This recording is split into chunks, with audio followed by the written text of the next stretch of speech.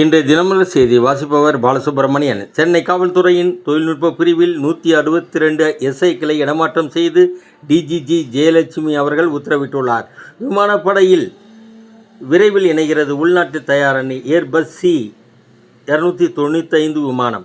பஞ்சாபின் ஹோசியார்பூர் மாவட்டத்தில் உள்ள சமனா பகுதி. இங்கே ஆழ்துளை கிணற்றில் சிக்கிய 3 வயது சிறுவன் உயிருடன் மீட்பு. மீட்பு குழுவினருக்கு பெற்றோர் மற்றும் பொதுமக்கள் பாராட்டினர். ஊபர், ஓலா, ரேபிடோ செயலிகளில் பைக் டாக்ஸி சேவையை நீக்க வேண்டும். ஆப்பிள், கூகுள் நிறுவனத்திற்கு மகாராஷ்டிரா அரசு நோட்டீஸ் அனுப்பியுள்ளது. காரணம், காப்பீடு, அவசரகால உதவி மற்றும் பெண் பயணியரின் பாதுகாப்பு ஆகியவை மோசமான நிலையில் இருக்கின்றன என்பதால் சேவையை நீக்க அரசு நோட்டீஸ்.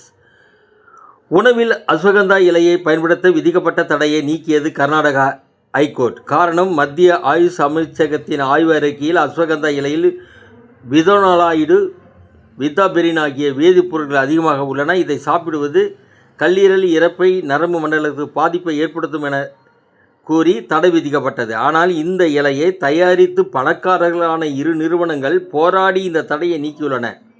மக்கள் எப்படி பாதித்தால் என்ன? நம் தொழில்தான் சிறப்பாக இருக்கணும். அதற்கு உடந்தையாக கர்நாடக ஹைகோர்ட் உள்ளது. வருத்தம்தான். வணக்கம்.